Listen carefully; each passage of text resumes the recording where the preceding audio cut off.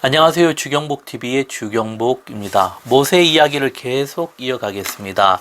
아브라함은 위기 중에 하나님을 만났고 새로운 약속을 받게 됩니다.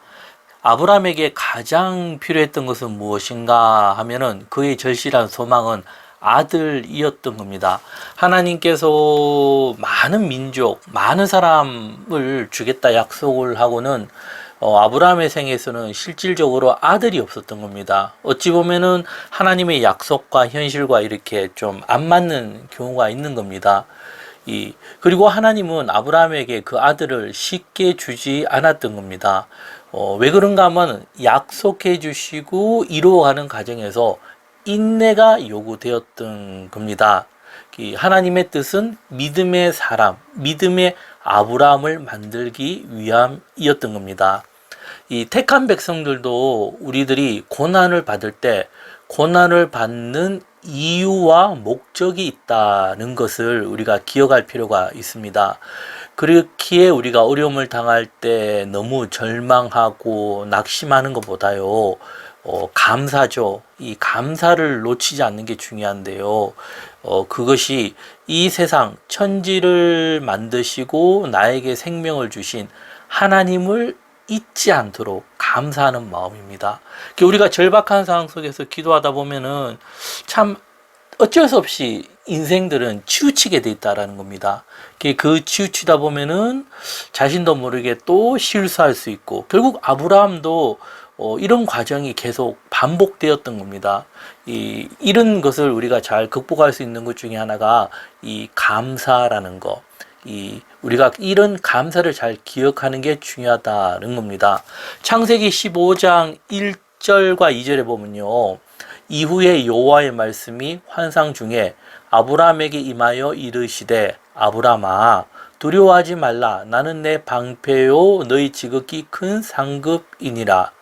아브라함이 이르되 주 여호와여 무엇을 내게 주시려 하나이까 나는 자식이 없사오니 나의 상속자는 이 다메섹 사람 엘리에셀이니이다. 제가 1절 말씀은 저번 강의에 설명을 충분히 드렸습니다. 하나님은요 확실하게 아들을 약속해 주시고 미래에 있을 이야기까지 아브라함에게 그 이야기를 해 주십니다. 그런데 이제 아브라함은 믿음이 아직까지 약하고 온전치 않아서 중간에 이스마엘을 낳게 되고 그 이스마엘로 인해서 아브라함은 많은 고생을 하게 된다는 겁니다. 그 고생을 과정을 통해서 아브라함은 믿음이 더욱더 성장하는 그런 또 계기가 되는 겁니다. 하나님이요 이제 미래에 있을 이야기까지 말씀을 해 주시는데요. 그 말씀이 13절에서 16절까지인데요. 제가 읽겠습니다. 여호와께서 아브라함에게 이르시되 너는 반드시 알라. 내 자손이 이방에서 계기되어 그들을 섬기겠고 그들은 400년 동안 내 자손을 괴롭히리니 그들이 섬기는 나라를 내가 징벌할지며 그 후에 내 자손이 큰 재물을 이끌고 나오리라. 너는 장수하다 평안히 조상에게로 돌아가 장사될 것이요 내 자손은 4대 만에 이 땅으로 돌아오리니 라 했습니다.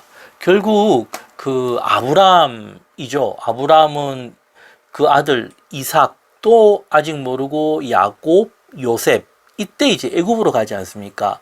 그리고 400년 후의 일을 하나님이 아브라함에게 미리 말씀하신다라는 겁니다. 이 중요한 포인트가 미래에 대한 것보다도 우리가 잘 이해를 해야 되는데요. 약속이라는 관점입니다. 약속. 우리가 뭐 예언서를 보고 뭐 이런 관점을 봐도 특히 뭐 신약 성경에 보면 요한계시록을 또 보고 이러는데 때로는 거기에 대한 해석들이 좀 화려하고 다양한 것들이 많은데요. 너무 지나치게 가버리면은 좀 다르게 갈 수가 있어요. 그 중요한 포인트가 무엇인가 하면은 미래에 대한 예언에서요. 약속이라는 겁니다. 약속. 하나님이 천지를 창조하시고 아담으로부터 이어온 그 맥이죠. 약속이 이루어져 가는 과정일 뿐이라는 겁니다. 그 약속에 대한 포인트를 잘 잡고 가야 밸런스, 균형이 맞는데요. 약속보다 좀 다른 쪽으로 치우치다 보면은 좀 그릇된 해석이 나올 수 있다라는 겁니다. 그게 결국은요, 출애굽도 하나님의 약속대로 이루어진 것입니다. 우리가 모세 사건을 보면요, 하나님의 많은 이적, 홍해가 갈라지는 사건, 만나 매출하기, 이것을 또 강조를 많이 하는데요. 그것보다 더 중요한 것은 아브라함에게 하신 약속이 이루어졌다는 겁니다.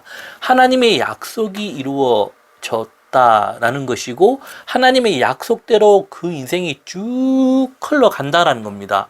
이게 아브라함 출애굽뿐 아니라 지금도 마찬가지입니다. 우리가 이 인생에요, 인간들이 살 수 있는 영역이 한 100년 전후지 않습니까? 우리들은요, 유한해요.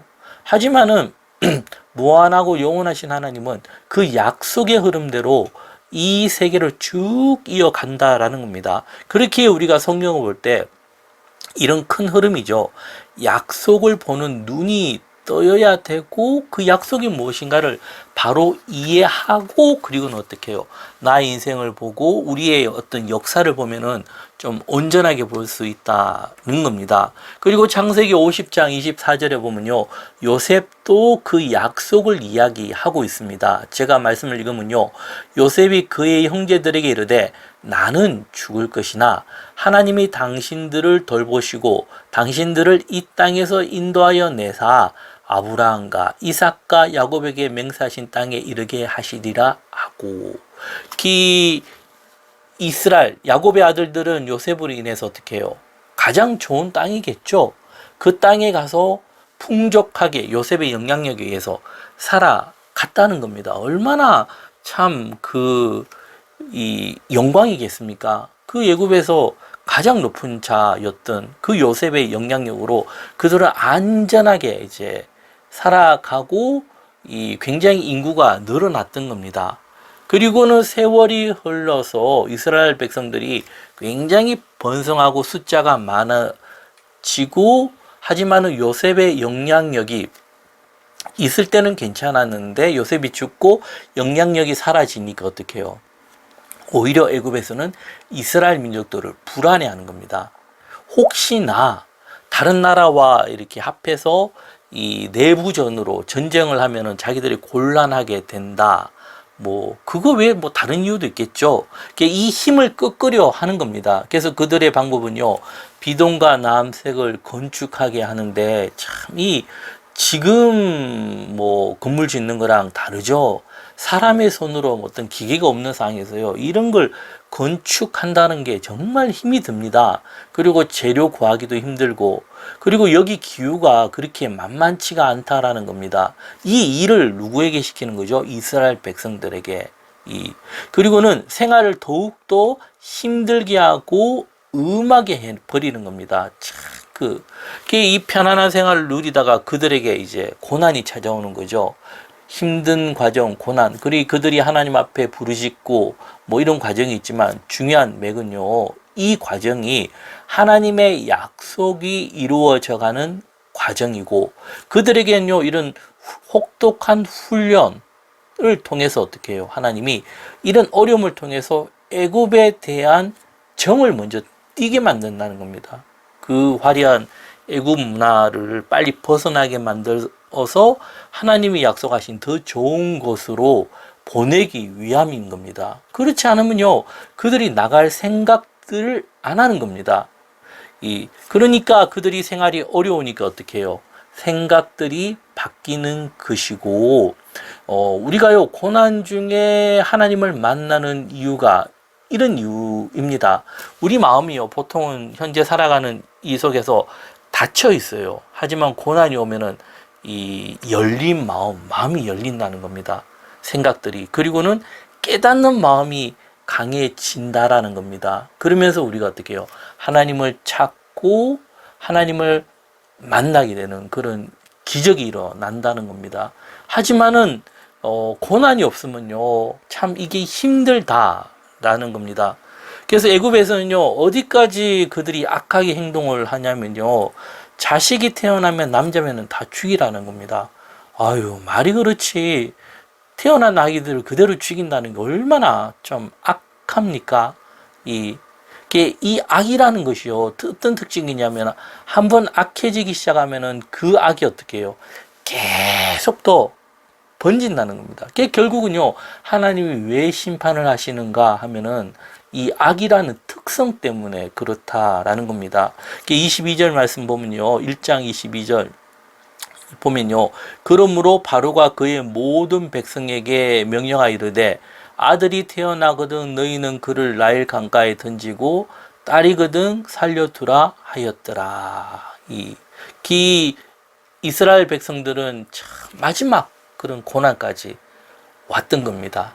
이때 하나님의 어떤 일을 위해서 태어나는 이가 있는데 그게 누구겠습니까? 모세라는 겁니다. 그래서 이런 다음에 모세가 태어나서 활약하는 과정은 또 다음 시간에 제가 보도록 하겠습니다. 내용이 좋으셨다면 구독, 좋아요 부탁드리겠습니다. 감사합니다.